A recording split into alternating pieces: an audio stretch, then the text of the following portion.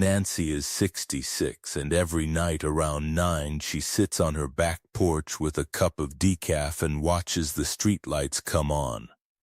Except lately they don't just come on. They bloom. Soft fuzzy halos around every bulb, like she's looking through a fogged-up window even though the glass is clean. She held her phone a little farther from her face last week to read a text from her granddaughter, just a few inches. Enough that her husband noticed and asked if she needed her prescription checked again. "It's just my eyes getting older," she told him. That's what she believed. That's what most of us believe. Here's what nobody told Nancy. The story she's telling herself, that this is simply age, simply inevitable, simply something to manage with brighter reading lamps. That story is only half true. And the other half is the half that changes everything. If you've noticed your night vision isn't what it used to be, headlights on the highway feel harsher.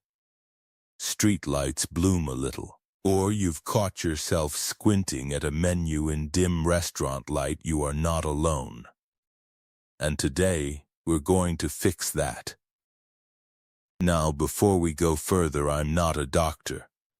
And nothing here replaces a conversation with your own eye care provider or physician. What I am is someone who reads the research so you don't have to. And today's research happens to be some of the most encouraging I've come across in months. So let's get into it. Because here's the question we need answered first. Is Nancy's blurring vision really just the clock ticking? Or is there an actual, physical, correctable reason behind it? Stick with me, because the answer involves a part of your eye you've probably never heard your doctor mention by name. At the very back of your eye, right in the center of your retina, there's a tiny yellow spot about the size of a grain of rice. It's called the macula. And it's the part of your eye responsible for the sharp, detailed vision you use to read, to recognize faces, to see a street sign clearly at night. That yellow color isn't decoration. It comes from two pigments, lutein and zeaxanthin, that your body cannot make on its own. You have to get them from food. Think of them like a pair of tinted sunglasses built into the back of your own eye, filtering out the harsh blue light that damages delicate retinal cells over decades of exposure. This is the exact spot in Nancy's own eyes that's behind those bothersome halos, not something broken, just something undersupplied. And here's why that matters more than you'd think. This isn't a fixed one-way decline. It's a level. And levels can be raised. When those pigment levels run low, which happens gradually, quietly, with age and with modern diets that built-in protection thins out, and that's when the blur creeps in. The halos, the need for brighter light. Not because your eyes are simply wearing out like an old engine, but because a specific, measurable, food-based protection system has been running low for years without anyone telling you. Doctors have a way of measuring this called macular pigment optical density, essentially, how thick that protective yellow filter is. Research following older adults over years has found that people with higher levels of these pigments in their blood have a meaningfully lower risk of developing the advanced stages of macular degeneration, the leading cause of vision loss in adults over 60. Lower levels, higher risk. It's about as close to a dimmer switch as biology gets. Somewhere out there, that's exactly Nancy's dimmer switch. Quietly turned down over years of ordinary living, no accident, no injury, just decades of a diet that never happened to include the two nutrients her macula actually runs on. This is not a life sentence. This is a nutrient deficiency with a fix. Keep that in your back pocket, we're coming back to it. So if low pigment is part of the story, the next question is, what's actually driving that decline? Researchers have identified 4 separate contributors, and one of them connects to something we've been promising you an answer on for months. Let's walk through all 4. Driver number 1 is simply diet. Lutein and zeaxanthin are concentrated in dark leafy greens, egg yolks, corn, orange peppers, and, notably, in one particular fruit we'll come back to. Most adults over 60, according to national nutrition surveys, fall well short of the intake associated with protective blood levels. It's not that people are eating badly. It's that nobody ever told them which foods actually feed their macula. And here's a myth worth killing right now, because I'd guess half of you grew up hearing it: carrots. Carrots are famous for eye health, but that reputation comes from vitamin A and beta-carotene, which support night adaptation, a completely different job than the macula's fine detail work. Carrots aren't wrong exactly. They're just answering a different question than the one Nancy's blurring vision was actually asking. Nancy ate a carrot most days of her adult life. Her mother told her to. Nobody ever mentioned spinach, corn, or kiwi. So diet is driver 1. But diet alone doesn't explain everything. There are 3 more forces working against your macula every single day. And the next one is probably happening to you right now, tonight, as you watch this. Driver number 2 is cumulative light exposure, both UV from decades of sun and blue light from the screens most of us now stare at for hours a day, often right up until the moment we close our eyes. Every bit of unfiltered blue light that reaches the retina creates a small amount of oxidative stress, basically. Tiny chemical wear and tear on those cells, like rust forming one microscopic speck at a time. On its own negligible, compounded over 50 or 60 years, it adds up.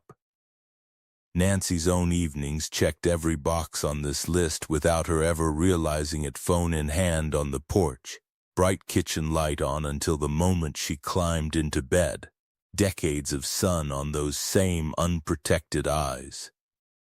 None of it dramatic, all of it adding up, one ordinary evening at a time. Driver number 3 is the one that surprised even the researchers digging into this. Sleep.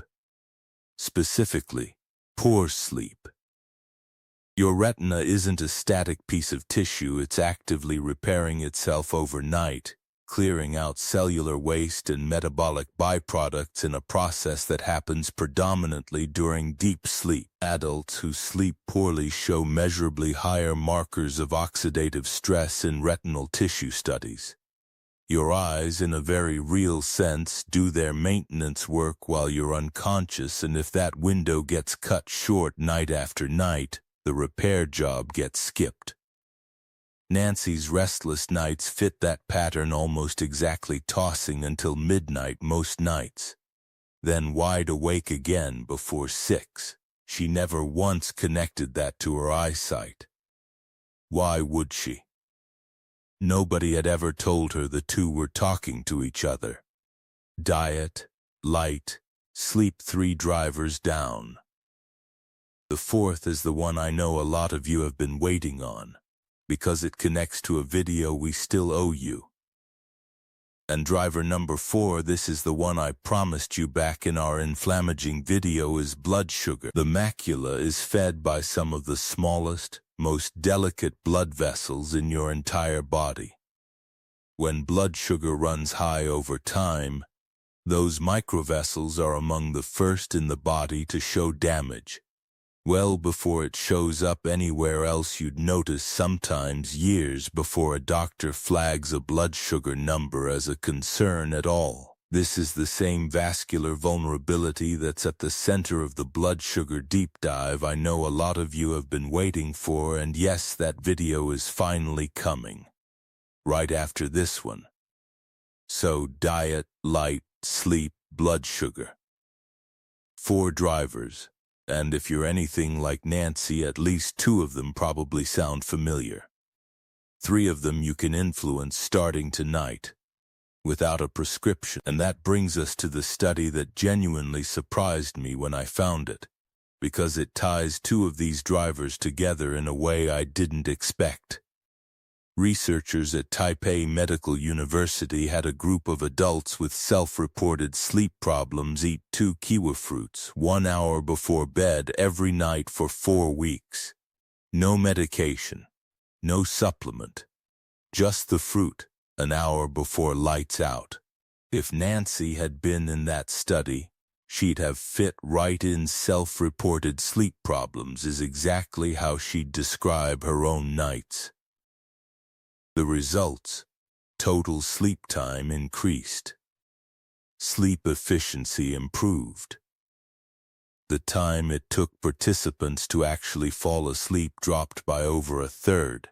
Researchers point to kiwi's antioxidant compounds and its natural serotonin content, serotonin being a building block your body uses to produce melatonin, your sleep hormone.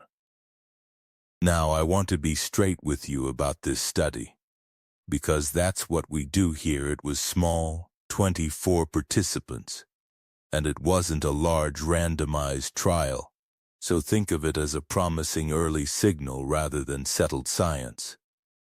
Larger studies are still needed, and the researchers say so themselves. Here's the part that made me sit up, though completely separate from that sleep research. Kiwi also happens to be one of the fruits richest in exactly the lutein and zeaxanthin we talked about earlier. 2 different bodies of research, 2 completely different research teams, landing on the same fruit for 2 different reasons that both point toward the same nightly window, the hour before bed. That's not one study claiming a miracle. That's 2 honest, separate lines of evidence quietly agreeing with each other. This is roughly the point where Nancy, if she were hearing this for the first time, would ask the obvious question: fine, but does eating fruit before bed actually feel like anything? So let's make it concrete. So let's talk about what you actually do with this, starting tonight.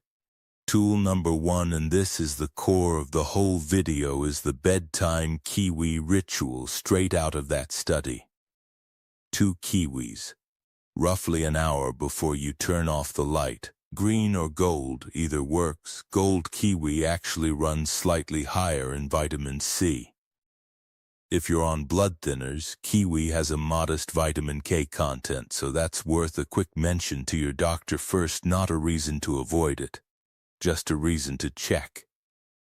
This is exactly the plate Nancy started leaving by her chair 3 weeks ago, sliced, ready. No measuring cups, no supplement bottle to remember, just a small habit sitting where her evening cup of decaf already sits. Tool number 2 addresses driver 2 directly. In the last hour before bed, dim your screens or switch on night mode. And if you can, swap one bright overhead light for a warmer lower lamp. You're not eliminating blue light, you're giving your natural pigment defenses less to fight against right when your retina is trying to switch into repair mode. Nancy's husband, it turns out, had already been asking her to put the phone down earlier for years. Turns out he was onto something he couldn't have explained. And then there's the third tool. This is the one that ties everything together, and it's the one most people skip entirely. Tool number 3 is simply widening your lutein sources beyond just the one fruit, a handful of spinach in your eggs, a side of corn, a scattering of egg yolk in your salad a few times a week. Kiwi at night starts the habit. These daytime additions are what keep your macular pigment topped up between servings. None of this reverses years of decline overnight. But macular pigment density has been shown to rise measurably within weeks to months of improved intake. This is one of the few protective systems in the aging body that responds this visibly, this fast, to something as simple as what's on your plate before bed. So what does that actually look like 3 weeks in? Let's go back to Nancy's porch one more time. Picture Nancy's porch again. The cup of decaf, cooling slightly on the little side table. 2 kiwis already sliced sitting on a small plate beside her chair, something she started 3 weeks ago, half out of curiosity, half out of habit. The streetlight clicks on across the yard. That is not a supplement regimen. That is not a protocol with a spreadsheet. That is a woman on her porch, eating fruit she genuinely likes an hour before bed, because it turns out that quiet moment was doing more for her eyes and her sleep than she ever knew. 3 weeks in, Nancy told her husband something surprising. The halos around the streetlights had softened. Not vanished. She's 66, not 26, and this isn't magic but softer. And she was falling asleep faster than she had in years, without changing anything else about her evening. She's not chasing a miracle. She's just eating fruit at the right hour, and letting her body do what it was already built to do. And if her porch routine can do that in 3 weeks, here's exactly how to start yours tonight. So here's what to actually walk away with tonight. 1, 2 kiwis about an hour before bed. That's the whole ritual. 2, dim the screens and swap one harsh light for a warm one in that same final hour. 3, bring a little more lutein into your daytime meals, spinach, corn, egg yolk, so your macula has a steady supply, not just a nightly boost. Your eyes are not simply wearing out. They're waiting on a handful of specific, fixable inputs, and you now know exactly what they are. If this helped, the kindest thing you can do is share it with someone who's been squinting at their phone a little too long lately. And hit subscribe so you don't miss what's coming next, because that 4th driver we mentioned, blood sugar, and those tiny blood vessels feeding your eyes, deserves its own full conversation. It's bigger than eyes. It touches your heart, your brain, your energy every single afternoon. And I promise you, what the research shows is more hopeful than you'd expect. That's next.